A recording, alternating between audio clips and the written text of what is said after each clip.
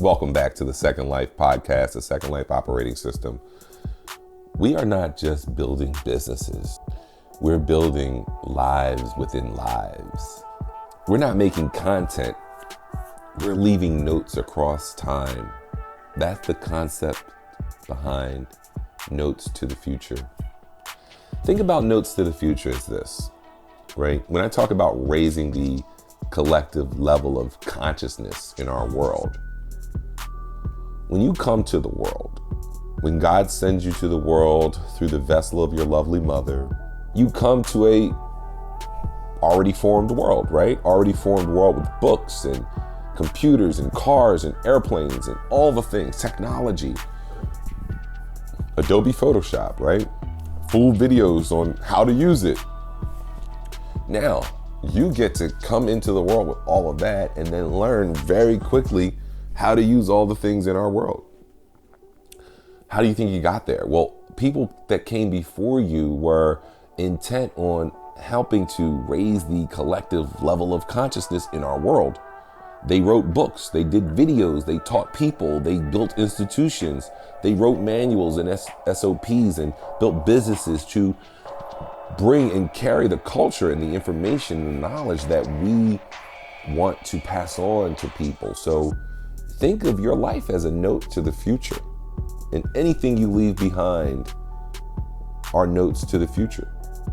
And when people come to the world, they can read your books and things that you left behind.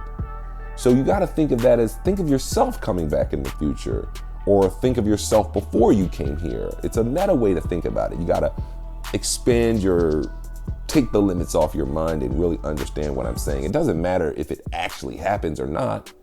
Of course, you're going to come back as a different person if you even did. So it wouldn't matter that it was you before. It's just a matter of considering the idea of leaving notes to your future self. Even if it wasn't a new life, what if you wrote things that when you were 60, you read and were like, wow, I can't believe I wrote this. I need this right now. That's a lot of the impetus behind my books. I don't really care how many people read my books. Most people don't read books. So what are you going to do about that? But the one thing about it is when you come back to that book, you might be writing that book to yourself, for yourself, to your future self. They're notes to the future. And you can then take those notes and then read those notes and then be edified by those notes and be encouraged and inspired by those notes to the future that you wrote.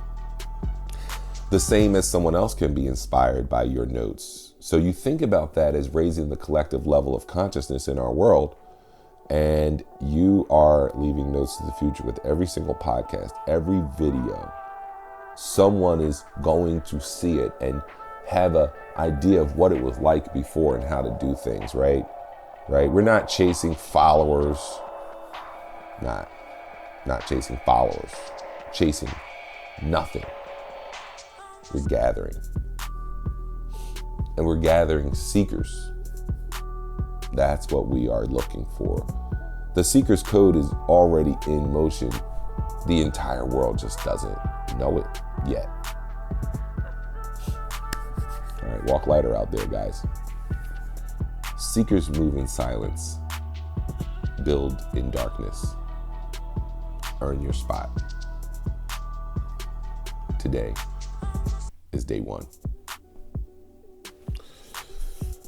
All right, guys, welcome back to the Second Life podcast. I am your host, Don Bird. I am so happy to be here, first of all, because again, this is my second life. Here we are building wealth with a clean spirit and raising the collective level of consciousness in our world and writing notes to the future. If you're hearing this, you're already seeking, guys. This is not for everybody. I've been preparing for this moment my entire life, and definitely for the last 5 years for sure. And wow, this is day one. All right, guys, I'm not starting from scratch. I am starting from search. Let's get started. Let's talk about what it means to be the CEO of your own life, guys. That's the only way to live this life. You gotta figure it out. That's why I want you to just listen to this podcast and watch me do it. Watch me do it. Watch me attempt to take control of my own life, control my own economics, control my own location, control my own time, control my own space. All that equals freedom. Freedom. The future is freedom. We have to be free. This is not what life is about. We need to be free. The world needs to be free. People need to be free. So the decision to take full control of my life, not just my business, but my life, was intentional. It was deliberate. And here we are, guys, at the beginning. It's day one. It really is day one. All right. You don't see it all. You don't see everything. You don't see these early mornings, right? Currently it's 5:18 a.m. I've been on camera since 4:15 a.m. You know, the late nights, the silent grind, the frustrating moments where no one's clapping, no one's there to comfort you, no one's there to hug you, right? When the babies have pushed you to the brink, you don't have an outlet. You just have to have control. You have to have a purpose that's greater than yourself, right? And that's what keeps me going every day, is something bigger than me. That's what keeps me focused. And as much as I feel so out of sync, out of control, out of order, that's what I was talking about in the previous show. When you are doing it so well and so right, even when you're messing up, you're still doing it right. You're still doing it okay.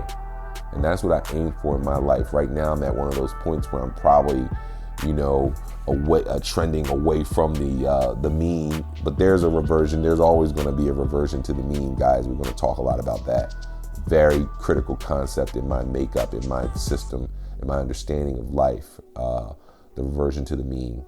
And, I want you to start thinking about moving from being a consumer to a creator. Move yourself from the mindset of consuming this world. Because if all you do is consume this world, then you have to work to consume. And you just buy. There's nothing else left for you but to buy. And that's okay. We need consumers, because who are we selling to? But don't be one of those people. Do something differently.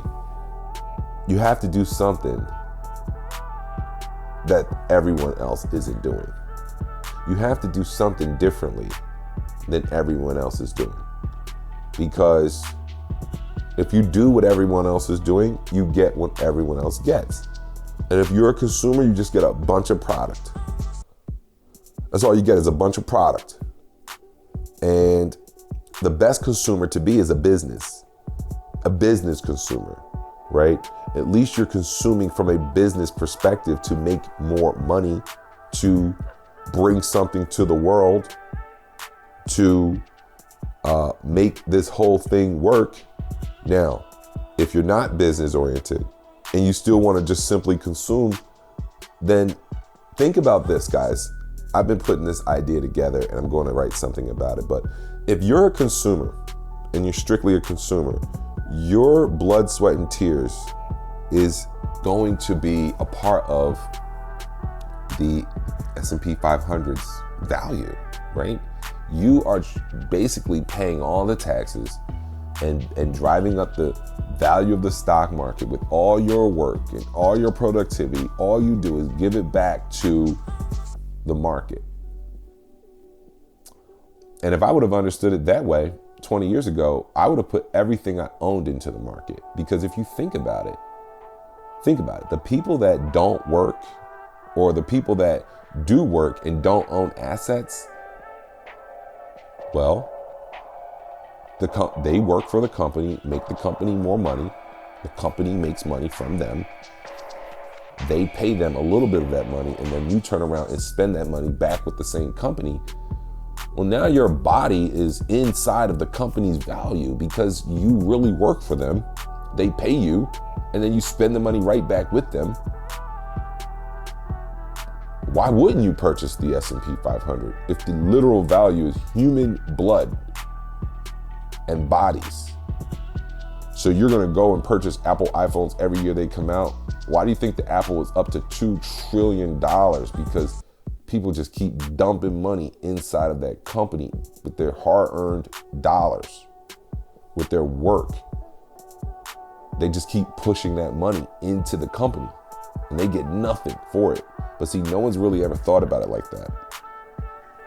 Whether you work for a company and you don't own any of it, or you're just a simple consumer, or both. Think about it. You work for a company and you're a consumer. You literally are donating your body to the value of that company. And you get nothing for it. Your family gets nothing for it in the end. So that's why we have to change our mindset, guys, and move from being a consumer to a creator, to a builder. We need builders. We need people who are ready to work, ready to build, not just ready to simply consume. That is useless. That is worthless. No one really needs that to happen. The Seeker's Code philosophy is build in darkness, guys. Move in silence and earn your spot. Your second life, you need to earn your spot. That's what you're afraid of. Let's earn your spot. Get out there and earn your spot. What do you do? What do you want to do? Let's tell people what you do. Let's engage people in what you do. Let's help people see what you do. Let's make people aware of what you do. Move in silence. Don't get on Instagram and start posting every time you make a phone call or every time you do a push-up. Let's get to the business of doing the work, because that's what we have to do. And then earn your spot, guys. Listen, let's go. It's time. All right.